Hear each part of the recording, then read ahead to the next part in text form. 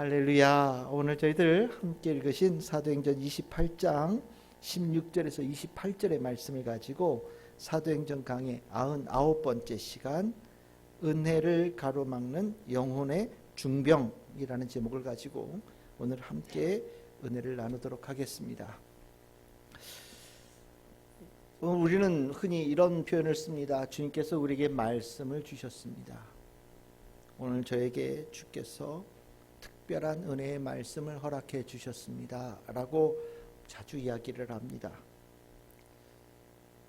그런데 여러분들 혹시 하나님께서 왜 나에게 말씀을 주실까라는 생각을 가져보신 적이 있으십니까? 저는 있으실 거라는 생각이 듭니다. 하나님께서 우리에게 말씀을 주시는 이유는 그 말씀을 통하여서 우리가 하나님과 일치되고 조화를 이루고 하나님과 내가 아름다운 화음을 이루어서 아름다운 노래가 되게 하는 삶을 원하시기 때문입니다. 그 말씀을 내가 귀하게 받아서 주님과 조화되고자 하는 결단을 갖게 되어질 때 주님께서는 그것을 기뻐하시면서 우리 안에 성령의 충만함의 은혜를 부어주십니다. 사도행전에서는 곳곳에 성령의 충만함의 이야기가 나오지요. 사도행전 4장 31절만 하더라도 빌기를 다하니 기도하니 그 모인 곳이 진동하고 무리가 다 성령에 충만하였다. 그리고 나서 무엇을 했느냐? 담대히 하나님의 말씀을 전하였다. 이렇게 얘기합니다. 성령이 충만하다라는 것은 우리가 어떤 감정이나 어떤 느낌 그 이상입니다. 우리가 주님의 말씀을 내 안에 받아들여서 그 말씀으로 내가 주님과 조화를 이루게 되어질 때 비로소 내가 하나님의 말씀이 되어지고 하나님의 말씀을 담대하게 전할 수 있는 복음의 사도가 되어지는 거죠. 그리고 나면 참 아름다운 역사들이 정말 사도행전에서 성령의 충만함을 입은 그 귀한 성도들 있는 축복을 오늘 우리도 동일하게 누리면서 승리하는 삶을 살게 되어지는 겁니다. 그렇다면 반대로 얘기한다면 만약에 우리가 주님의 말씀을 들었음에도 불구하고 그것을 온전하게 받아들이지 못하고 믿음으로 받아들이지 못한다면 어떻게 될까요? 실은 그 말씀이 우리에게 주어질 때는 하나님께서 뜻하신 바가 있는데 그 뜻하신 바가 내 안에 역사하지 못하게 되어질 때 우리는 주님과 나 사이에 아주 엄청난 부조화가 일어납니다. 불협화음이 일어나고 시끄러운 소리들이 일어나고 소음이 일어납니다. 결국 내가 주님과 조화되지 못하여서 살아가는 그 모습은 하나님 보시기에는 부족한 자의 모습이고요. 나는 또 내 나름대로 하나님과 조화되지 못한 상황에서 내 삶을 이끌어가려니 고생하는 삶이 되어지고요. 그리고 그 삶은 정말로 끝 고생의 연속이 되어져서 많은 것에 실패를 맛보는 인생이 되어집니다. 더불어서 내가 주님의 말씀을 받아들이지 못하니 내 안에 성령의 역사가 일어나지 못하는 것도 당연한 결과가 되겠지요. 오늘 저는 이 사도행전 28장 16절에서 28절 실은 이 사도행전의 가장 끝 본문입니다. 이 본문을 보면서 오늘 저는 여러분들과 함께 이 사도행전에 계속해서 나오는 이 중요한 주제를 이게 결론적으로 한번 다루려고 해요. 그게 뭐냐면 왜 유대인들은 그렇게 복음이 줄기차게 그들의 귀에 들렸음에도 불구하고 그들은 그 복음을 듣지 않았는가? 믿지 않았는가? 도대체 그 이유는 뭐고 왜 그들이 그런 일을 갈 수밖에 없는 길에 들어섰는가? 그리고 그것으로 인하여서 일어난 일은 무엇인가? 오늘 좀 살펴보려고 합니다. 우리가 사도행전에 성령의 역사하신 복음의 길이 쫙 펼쳐지면서 가는 곳들마다 교회가 세워지고 놀라운 생명의 역사가 일어나는 일도 분명히 하나의 줄기로 이루어지지만 또 하나의 끊임없이 나오는 줄기가 하나 무엇이냐면 그렇게 유대인들에게 복음이 전해졌지만 참 그 복음을 받아들이는 게 너무나도 힘든 자들이 계속해서 사도행전 끝까지 나오거든요. 복음으로 인하여서 치유도 받고 복음으로 인해서 은혜도 받고 새로운 삶을 살아가게 되어지는 놀라운 은혜도 나오지만 끝까지 복음을 받아들이지 못한 유대인들의 강팍한 모습들과 그들이 가진 아픈 모습들 실은 사도행전에 끝까지 나와요. 너무 대조되어지는 모습이 정말 합쳐지지 않고 계속 이어지는 이렇게 과정을 보면서 우리는 참 유대인들이 그 가졌던 왜 복음에 대한 그 배타성의 문제가 도대체 왜 이렇게 심각하게 해결되지 않고 계속 지속되는가에 대한 질문을 가질 수밖에 없게 되어집니다. 오늘 우리 이 본문에 읽고 있는 이 유대인들은 바울이 그토록 가고 싶어 했던 로마에 살고 있는 유대인들이에요. 로마의 시가 여러 개, 우리 이제 서울시에 여러 구가 있는 것처럼 로마도 열 몇 개의 구가 이렇게 있었다고 그럽니다. 그리고 나서 그 외곽 지역에 유대인들만 이렇게 집중적으로 사는 구가 있을 정도로 상당수가 이 로마의 유대인들이 살고 있었다고 합니다. 워낙 독특하잖아요, 유대인들이요. 자기네들이 가지고 있는 달력도 다르고요, 절기도 다르고, 물론 믿는 신도 다르고요. 그러다 보니까 좀 이렇게 섞여 살기가 좀 쉽지 않은 부분들도 있었을 것 같아요. 어쨌든 이 로마에 살고 있는 유대인들과 오늘 바울이 만난 거예요. 만나가지고 그들과 그들 사이에 귀한 일들이 있었는데, 뭐 결론적으로 따지면 로마에 사는 유대인들도 바울이 전한 복음을 제대로 받아들이질 못했습니다. 결론적으로 먼저 말씀드리면 그들의 영혼에 심각한, 바울을 통하여서 복음이 전하여지는 은혜가 임했음에도 불구하고 그 은혜를 받아들이지 못하는, 은혜를 가로막는 영혼의 중한 병이 그들에게 있었고, 그것이 그들에게 찾아온 아주 귀한 기회를 스스로 차버리고, 그 복음의 1차적인 수혜자가 이제까지는 늘 유대인들이 제일 먼저 받았지만, 이제는 1차적인 수혜자가 유대인들이 아니라 이방인들에게로 넘어가는 아주 결정적인 사건을 오늘 이 읽은 본문이 계기가 되어지는 사건이 되어집니다. 오늘 저는 이 로마에 사는 유대인들의 이 모습 속에 누가가 그리고 있는 이 모습들을 보면서 이들에게 가지고 있는 이 병세를 좀 살펴보고, 저는 이 모습 속에서 우리가 더 건강한 성도로 복음의 은혜를 풍성하게 누리고 그것을 가지고 승리하는 아주 충만한 성도가 되어지기를 소망하면서 오늘 말씀을 좀 살펴보고자 합니다. 여러분들, 바울이 왜 로마에 왔습니까? 이 질문부터 던집시다. 바울이 왜 로마에 왔습니까? 물론 하나님께서 유대인들 앞에서 복음 전한 바울에게 이렇게 말씀하셨죠. 네가 장차 로마에 가서 가이사 앞에서도 똑같이 이렇게 복음을 전해야 된다, 이렇게 말씀을 하시고 보내셨습니다. 하나님의 말씀에는 가이사의 앞에서 복음을 증거하라고 보내셨는데, 바울은 여러분들 늘 그랬잖아요. 가는 곳들마다 유대인들에게 가장 먼저 복음을 전했어요. 가서 회당을 찾았고 회당에 가서 복음을 전했어요. 그 이유는 이 바울은요, 참 자신의 동족을 너무너무 사랑한 사람입니다. 그래서 이 로마에 가서도 제일 먼저 복음을 전하는 기회를 누구에게 주느냐? 로마에 사는 유대인들에게 주었어요. 그리고 로마에 사는 유대인들 중에 대표자를 모아서 그들에게 복음을 전하는 일을 감당했습니다. 그럴 때 이 유대인들을 만나서 복음을 전하는 이것을 바울은 어떻게 표현하고 있냐면 28장 19절 20절입니다. 여기에 중요한 단어가 하나 나오죠. 이스라엘의 소망이다 라고 얘기합니다. 바울이 유대인들을, 자신의 동족 유대인들을 복음으로 변화시키고자 하는 그 마음을 이 단어로 얘기해요. 이스라엘의 소망을 가지고 내가 왔다, 이렇게 표현하고 있어요. 여러분들, 이 유대인들 이제 가이사에게 바울이 상소를 해서 로마 황제 앞에서 재판을 받는다. 그러면 여러분들 어떻게 생각하시겠습니까? 지금 바울을 고소한 사람은 유대인이에요. 유대교 지도자들입니다. 그렇게 잘못 생각하면 어떤 생각이 드냐면, 바울이 로마 황제 앞에 가서 재판을 걸어서 자신을 그렇게 박해했던 유대교 지도자들을 벌해달라고, 그렇게 그 목적으로 혹시 로마에 온 거 아닌가라는 생각이 들 수 있죠. 우리가 흔히 알고 있는 재판은 그런 겁니다. 근데 바울은 뭐라고 그러냐면, 자기가 이 자리에 온 것은 자신을 고소한 유대인들을 벌하기 위해서 온 게 아니다라고 얘기를 합니다. 그럼 뭘로 왔느냐? 나는 이 기회에 로마에 사는 유대인들을 향한 이스라엘의 소망을 가지고 이 자리에 왔다, 이렇게 표현하고 있어요. 여러분들이 소망이라는 단어가 헬라어로 여러분들 어디서 들어보셨을 거예요. 엘피스라고 하는 단어입니다. 어디서 들어보셨죠? 엘피스, 뭐 곳곳에 상호도 있고 가게 이름도 있고 뭐 여러 데 씁니다.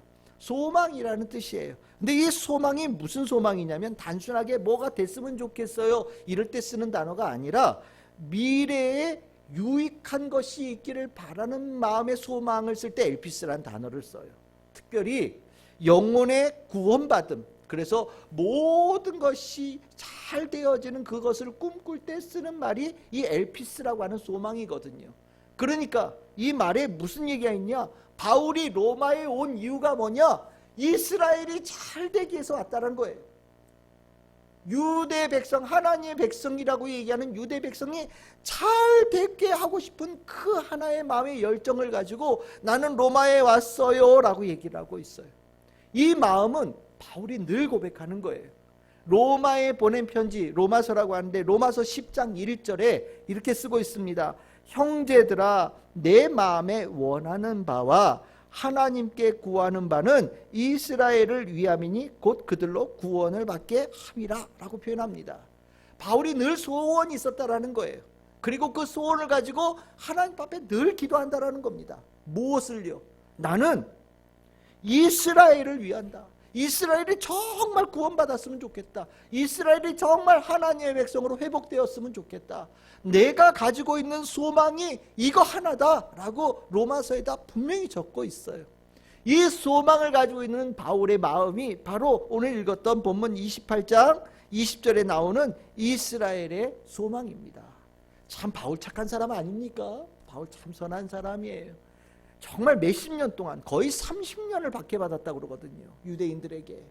나이가 추정할 때 어느 정도 나이로 추정하냐면 예수님보다 거의 동시에 태어났던지 아니면 몇 년 뒤에 태어났다라고 얘기를 해요. 뭐 학자에 따라서는 거의 동시대 아니면 거의 한 10년 뒤쯤에 태어났다라고 얘기합니다. 지금 이 나오는 시기가 주 60년이거든요. 그러니까 바울이 지금 한 50에서 60세쯤 되어진 나이예요. 지금 우리의 50, 60은 다 건강한 청년의 모습처럼 보이지만 이 당시에는 지금 그런 나이가 아니었고, 특별히 바울은 오랜 시간 동안 병도 있었고요. 그리고 가는 곳들마다 많은 박해를 당하고 오랜 시간 옥에 있었기 때문에 아마 다른 사람보다 조금 더 나이가 들어 보이고 약한 모습이지 않을까라는 생각이 듭니다. 그 중에 인생의 절반이 유대인들에게 박해를 당한 인생을 받았어요.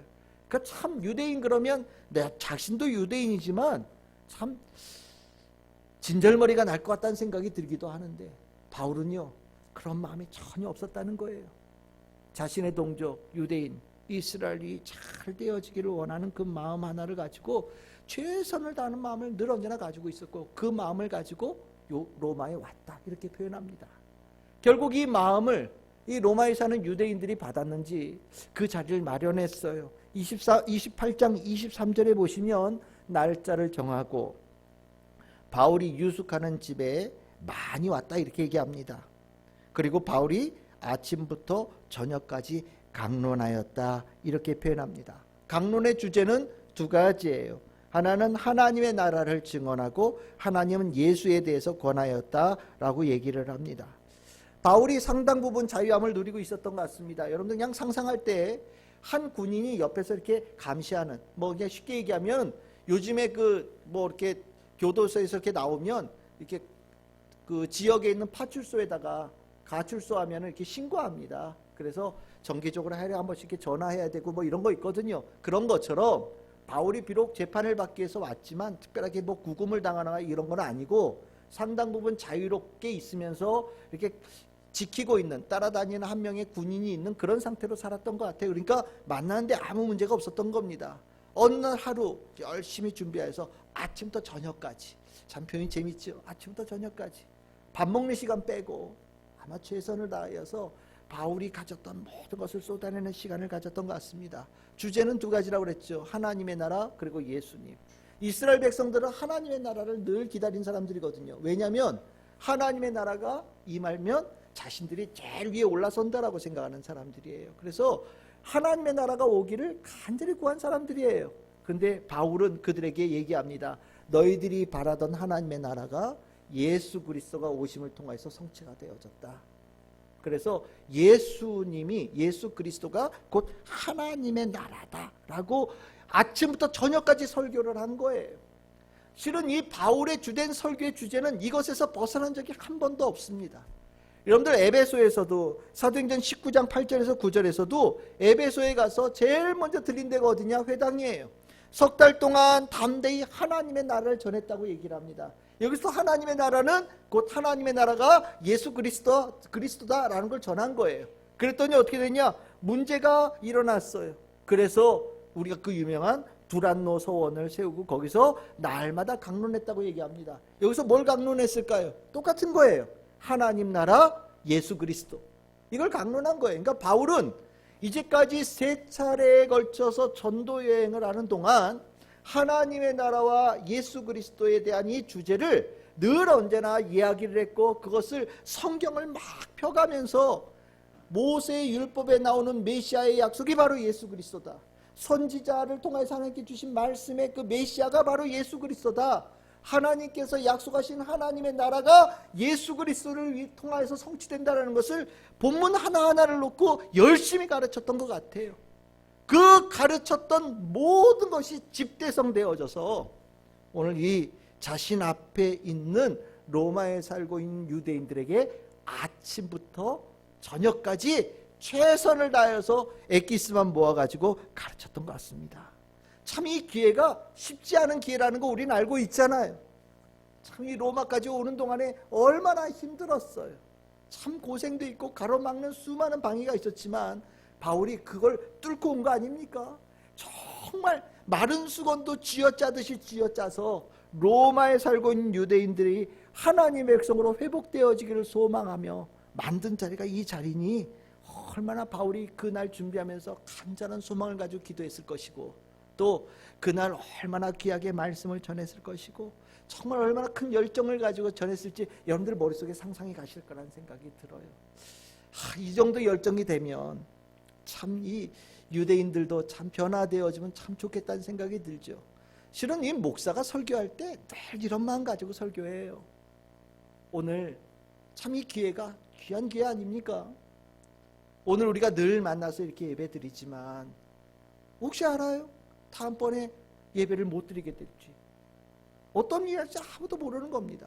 또 간혹가다 우리 예배를 같이 드리러 오시는 분들이 있어요. 한 번도 교회 안 다니는 분들이 어떤 이유에서 예배에 온 분들이 있어요. 그분이 오늘 주님의 은혜 가운데 예배 왔지만 다음번에는 이 예배 자리로 못 올 수도 있고, 또 그 다음번에 시간은 한참 지난 다음에 올 수도 있어요. 그러니 목사가 설교할 때, 설교자가 설교할 때는요, 하나님께서 주신 단 한 번의 기회라는 생각을 가지고 자신 안에 있는 모든 것들을 쏟아냅니다.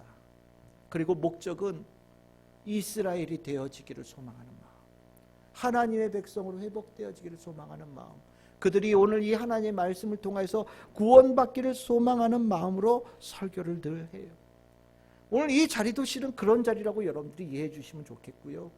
늘 언제나 우리가 드리는 예배 가운데 여러분들이 이 설교자가 하는 이 설교의 그 간절함을 여러분들의 마음을 잘 담아서 그 말씀에 서로의 귀한 교류와 하나님의 말씀으로 여러분들 안에 조화가 일어나고 일치가 일어난 축복이 있기를 소망합니다. 바울은 그 마음을 가지고 설교했어요. 근데 결과는 썩 좋지 않았던 것 같습니다. 정말 많은 기대를 가지고 설교를 했을 텐데 28장 24절에 보시면 이렇게 얘기합니다. 그 말을 믿는 사람도 있고 믿지 아니하는 사람도 있었다라고 얘기를 해요. 이제까지 바울이 이렇게 복음을 전할 때 누가가 어떻게 대체적으로 기록하냐면, 복음에 잘 전해져서 그 가운데 성령의 역사가 크게 날 때는 모두가 믿었다, 많이 믿었다 이렇게 표현합니다. 그런데 이게 좀 결과가 좀 신통치 않았다 그럴 때는 믿는 사람도 있고 믿지 않는 사람도 있고, 어떤 사람은 다음번에 또 얘기해 달라고 하는 사람도 있지만 어떤 사람은 썩 그렇게 마음대로 하지 않는 그런 분위기였다 이렇게 표현하거든요. 오늘 여기 24절에 믿는 사람도 있고 믿지 않는 사람도 있고 이렇게 얘기하면 50대 50 이렇게 표현한 것이 아니라 분위기 별로 안 좋았다 이렇게 표현하시면 돼요. 정말 바울이 그렇게 기대하고 왔고 모든 것을 다 쏟아부었는데 신통치 않았던 겁니다. 이 믿지 않는 사람들도 있었다라는 이것이 부정적인 그런 해석이라는 것은 25절에 나오는 이 표현을 통해서 알아볼 수 있습니다. 25절에 뭐라고 나와 있느냐? 서로 맞지 아니하여 흩어졌다 이렇게 표현해요. 이 단어가 실은 굉장히 중요한 단어예요. 서로 맞지 않아서 흩어졌다. 실은 이 복음을 저버리고 복음의 은혜를 받지 않고 이 떠날 때 어떻게 떠나느냐? 바로 이 모습으로 떠나는 거예요. 서로 맞지 않고 그저 뿔뿔이 흩어집니다. 복음을 듣고 믿음의 역사가 일어나면 이런 일이 일어나지 않아요. 복음을 듣고 믿음의 역사가 일어나면요, 더 모이죠.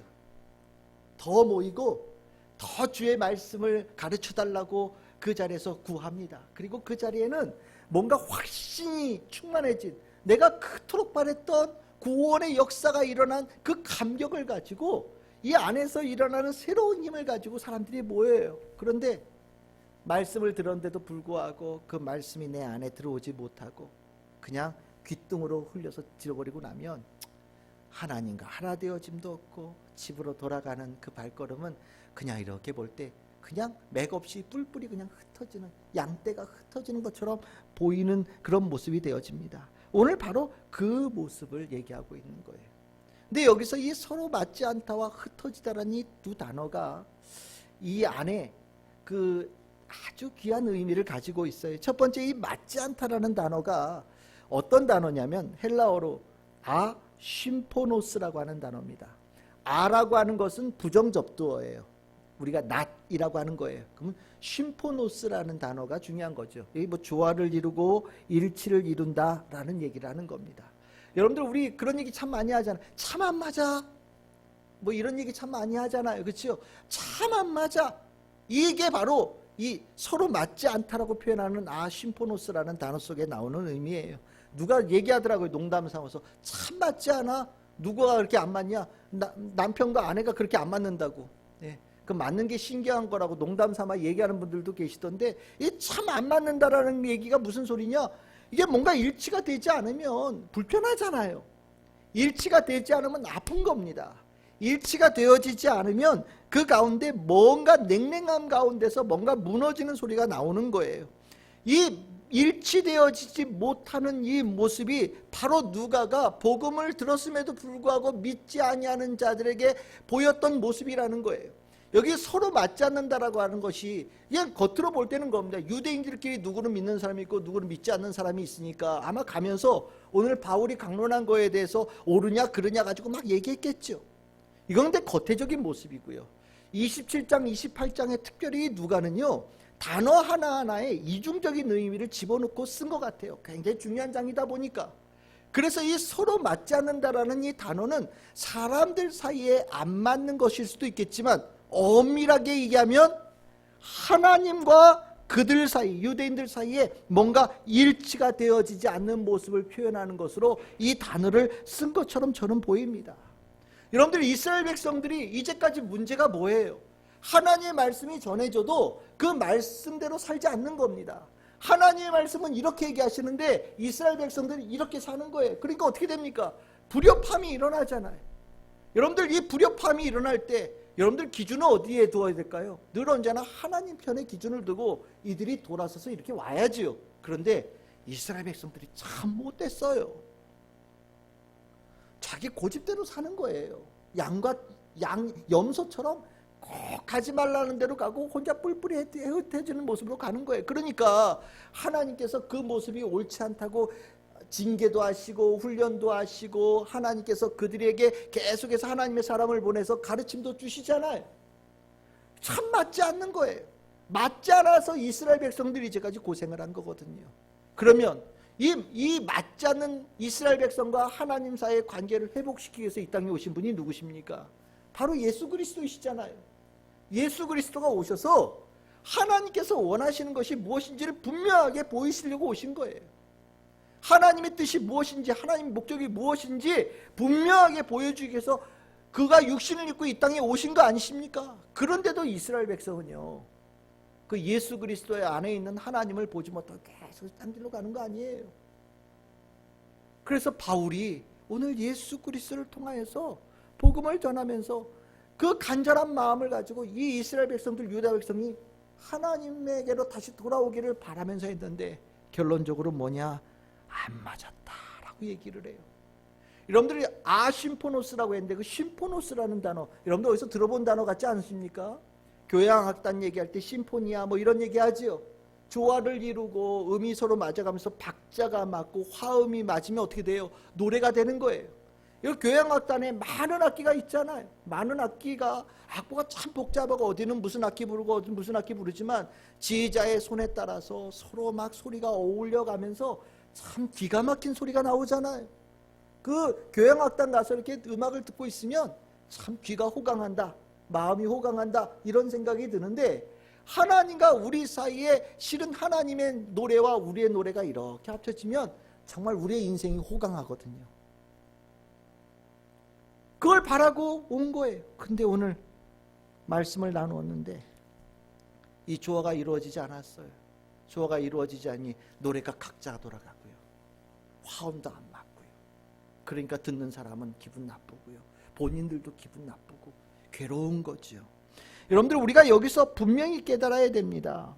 하나님께서 우리에게 말씀을 주신 이유가 뭐냐? 우리 고장났기 때문에 말씀을 주시는 거예요. 우리가 수리가 필요하기 때문에 말씀을 주시는 겁니다. 때에 따라서는 우리에게 더한 힘이 필요해서 말씀을 주시는 거예요. 또 때에 따라서는 우리를 업그레이드 시켜서 더 멋있는 자로 만들어가기 위해서 말씀을 주시는 거예요. 우리가 수리받고 우리가 고침받고 우리가 세임을 얻고 업그레이드 되어지면서 새로운 프로그램을 우리가 이 안에 주의 말씀을 통하여서 갖게 되어지면서 우리는 하나님 백성다운 모습으로 힘있는 모습으로 서가는 거예요.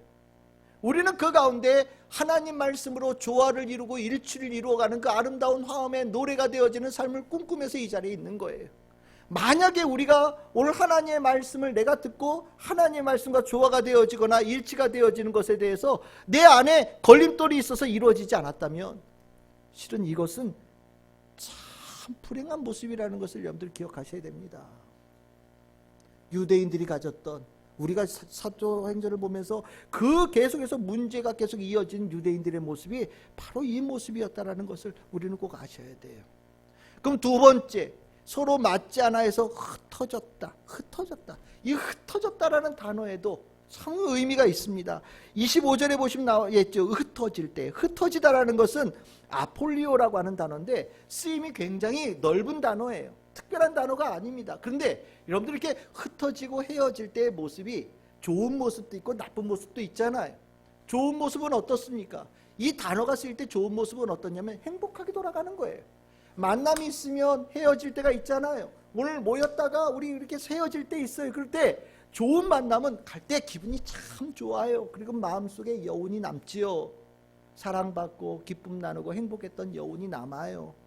여러분들, 이 만남 중에 하나님께서 가장 행복하게 생각하시는 만남이 어떤 거냐? 짐을 이만큼 지고 와가지고요, 주님 앞에서 그 짐이 해결함을 받는 거예요. 그리고 나면 하나님 만나러 갈 때는 짐이 이만했는데 이 짐이 내 등에서 딱 벗겨지고 나면 얼마나 시원해요. 그 시원한 감정으로 돌아가는 거예요. 죄의 짐을 이만큼 지고 있었는데 주님 만났더니 죄가 내 삶에서 탁 풀어지고 내가 자유케 되어지고 해방되어져서 뛸 듯이 집으로 돌아갈 때 실은 좋은 의미에서 헤어짐이에요. 뿔뿔이 흩어지는 거죠. 그런데 나쁜 의미도 있어요. 나쁜 의미 뭐냐면 더 이상 이제 만날 이유가 없어. 이제 더 이상 소망이 없어. 그래서 이혼해서 완전히 갈라서서 헤어질 때 있잖아요. 그럴 때도 이 단어를 써요. 더 이상 소망이 없는 거예요. 더 이상 만날 필요가 없는 거예요. 이제 끝이에요. 더 이상 우리는 관계가 없을 때 이 헤어지다, 흩어지다라는 단어를 써요. 여러분들, 바울 앞에서 강론을 듣고 집으로 돌아가는 사람들 원래 집으로 가야 돼요. 가는 길이에요. 모였으니 흩어지는 게 당연하죠. 그런데 누가가 보기에는 그 모습이 영적으로 보인 거예요. 뭐라고요? 오늘 주님께 주시는 은혜를 놓치고서 완전히 하나님과 관계가 단절되어져서 집으로 돌아가는, 암울한 미래의 앞을 향해서 앞으로 나아가는 유대인의 모습으로 그들의 모습이 보였다라는 겁니다. 실은 우리가 이렇게 예배를 드리잖아요. 오늘 우리가 예배를 드리면서 하나님 말씀을 받아요. 하나님의 말씀을 받고 이 안에 깊이 마음의 말씀을 새기고 믿음으로 소유한 자들은요, 여러분들이 이 발걸음, 집으로 돌아가는 발걸음이 기쁨의 발걸음으로 가는 게 보여요.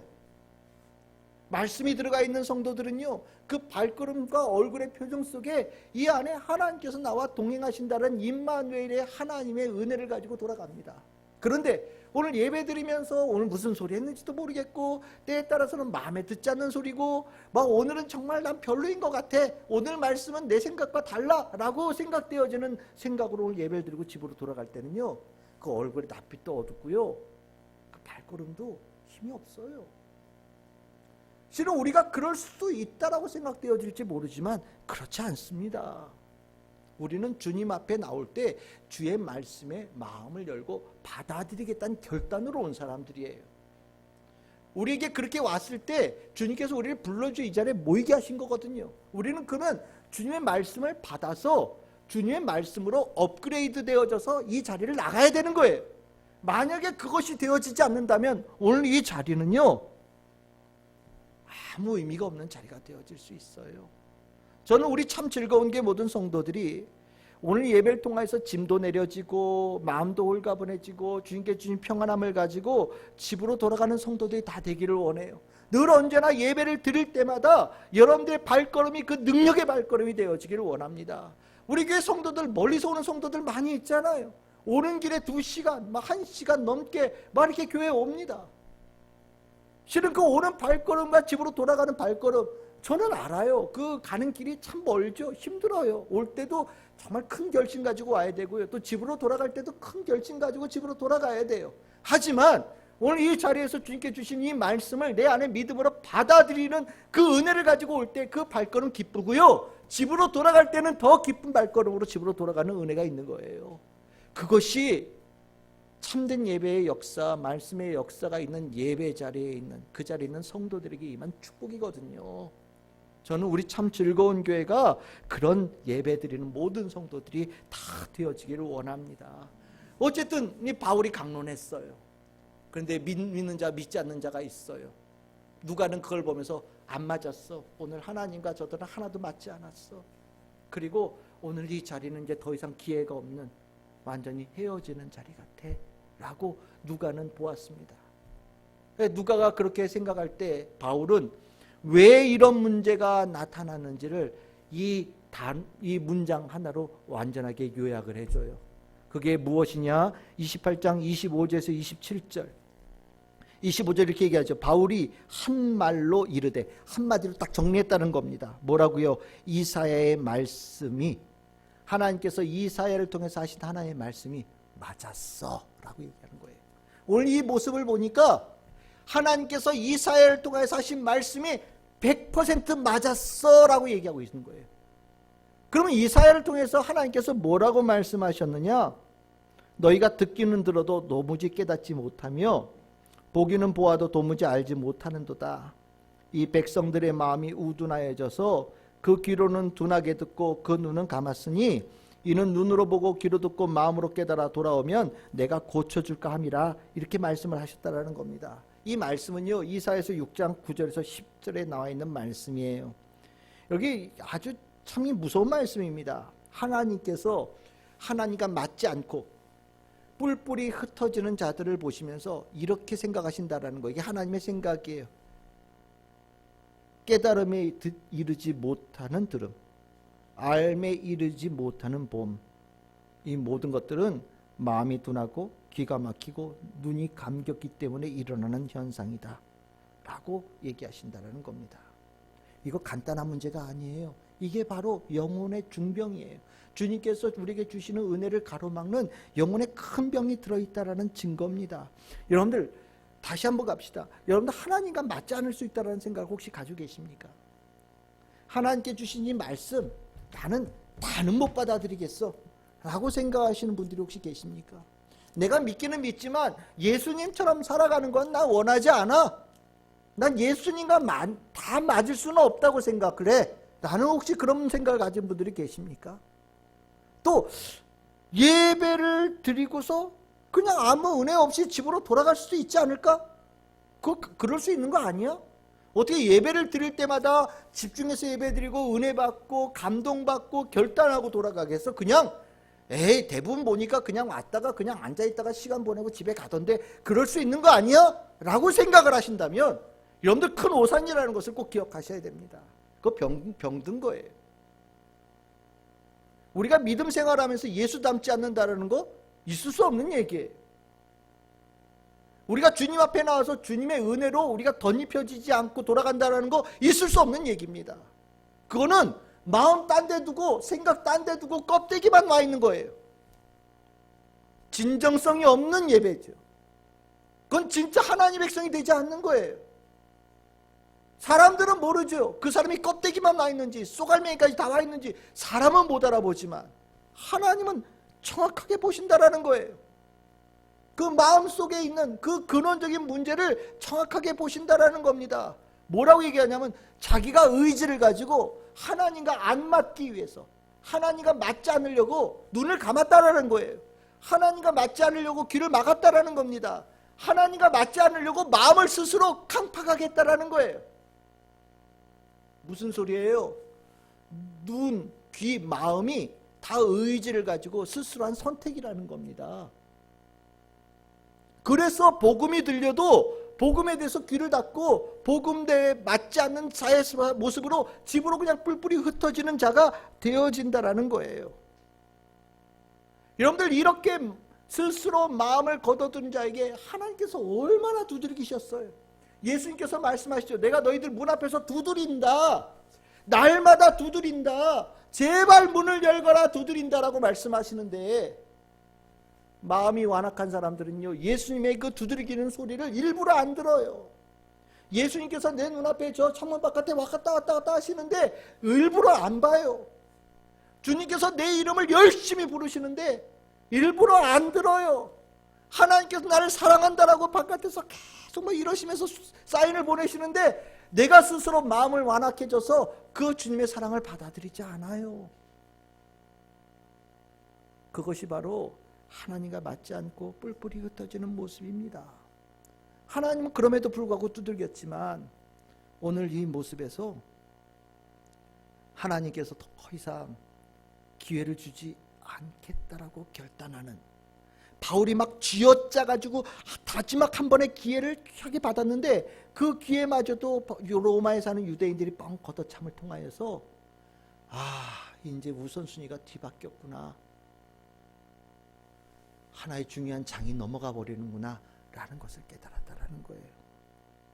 여러분들 이 이스라엘 백성들이 이 병에 걸렸다라는 이 진단은요 예수님께서도 하신 말씀이에요. 마태복음 13장 13절에서 15절 똑같은 말씀 나오죠. 이스라엘 백성들이 나라를 빼앗긴 이유에 대해서 얘기할 때 너희들 왜 나라 뺏긴지 알아? 하나님 백성답게 안 살아서 그래. 똑같은 말씀이에요. 이사야서 6장 9절에서 10절의 말씀을 예수님께서 말씀하시죠. 똑같이 말씀하셨어요. 그럼 이 말씀이 여기 한 번만 나오는 것 같습니까? 요한복음에도 나와요. 요한복음 12장 39절 40절. 이제 예수님께서 하신 사역을 이렇게 정리하는 가운데서 왜 유대인들이 하나님의 말씀을 듣지 않는가라고 얘기할 때 똑같이 이 이사야의 말씀, 이사야서의 말씀을 인용하면서 이 문제 때문에 이들이 은혜를 받지 못한다라고 얘기해요. 바울은요 이 말씀 잘 알고 있었어요. 하지만 기대를 가지고 유대인들의 구원을 위해서 최선을 다했는데 이스라엘의 소망을 가지고 로마에 와서 유대인들에게 복음을 전했는데 그들이 안 듣는 이 모습을 보면서 바울도 하나님의 진단, 예수님의 진단에 동의하게 되는 거예요. 안 되겠다. 의지를 가지고 귀를 걸어 닫고 눈을 감고 마음을 완악하게 한 자는 더 이상 길이 없구나 라고 바울도 생각하면서 이제 이방인을 향하여서 복음을 전하는 길로 나아가야 되는 새로운 세계가 열렸다는 것을 고백하게 되어집니다. 뭘 보면서 이런 얘기했어요? 바로 그거예요. 하나님의 말씀이 있는데도 불구하고 그 말씀을 받아들여서 조화를 이루고 일치를 이루는 것에 대해서 의도적으로 거부하는 자들에게 그들에게는 정말 영혼에 큰 중병이 걸렸어 라고 바울이 진단하고 있다는 것을 우리는 분명히 봐야 됩니다. 참 바울 선한 사람 맞아요. 그 선한 자가 복음을 전했지만 그 기회를 걷어찬 겁니다. 그리고 이제 복음은 이방인에 향합니다. 28장 28절입니다. 하나님이 이 구원이 이방인에게로 보내어진 줄 알라. 그들은 그것을 들을 것이다. 유대인들은 죽어라 깨어나도 안 듣는데 이방인들은 들을 것이고 그 말씀으로 하나님과 조화를 이루고 일치를 이루는 은혜를 입을 것이다. 이렇게 얘기를 하고 있어요. 그들에게는 그 병이 없다라는 거예요. 우리는 이 사도행전을 이렇게 지금 거의 다 가고 있어요. 아마 다음 주 되면 마지막이 될 것 같은데 우리는 은혜를 이렇게 나누면서 복음을 받아들여서 은혜 받은 사람들의 모습도 우리는 봐야 되겠지만 혹시 내 모습 가운데 이 하나님의 말씀을 받아들이지 않는 완악한 유대인의 모습이 있지 않은지 좀 돌아봐야 됩니다. 우리가 어디 아프면 아주 민감하죠. 눈이 안 보여요. 난리 나겠죠. 귀가 안 들려요. 아마 난리 날 겁니다. 마음이 느껴지질 않고요. 마음이 병든 것 같아요. 막 우울하고요. 막 죽을 것 같아요. 그러면 여러분들 난리 날 거예요.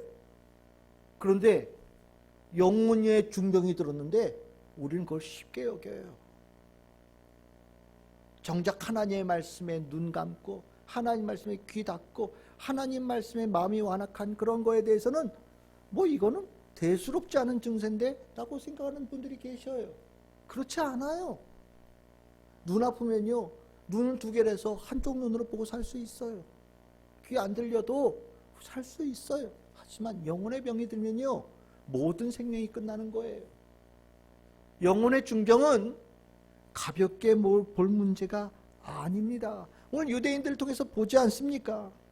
우리가 로마의 유대인들, 그 많은 유대인들에게 나타나는 이 병이 우리에게도 일어날 수 있다는 것을 우리는 알아야 됩니다. 우리가 주님 안에 있다고 이 병에 걸리지 않았다고 보장할 수 있는 사람이 아무도 없어요. 점점 말씀과 내가 멀어지고 있거나 내가 오늘 주님께서 이 강단을 통해서 전하해 주는 이 말씀에 내 마음에 울림이 일어나지 않고 있거나 하나님의 말씀을 내가 읽으면서도 정말 그냥 일반적인 책을 읽듯이 그냥 좋은 말씀이야 라는 정도로 계속해서 하나님 말씀을 축소하고 있지 않은지 우린 돌아봐야 되는 겁니다. 하나님의 말씀 앞에 내가 무릎 꿇고 하나님의 말씀 받아들여서 내가 하나님과 조화를 이루고 일치를 이루어가는 믿음의 사람이 되겠다는 결단이 내 안에 분명하게 일어나지 않다면 실은 우리는 이미 병들어 있다는 신호가 이미 우리에게 울리고 있는 거라고 보셔도 저는 좋겠다는 생각을 갖습니다. 이거는 심각한 죄인의 모습이에요. 이 말씀을 정리하겠습니다.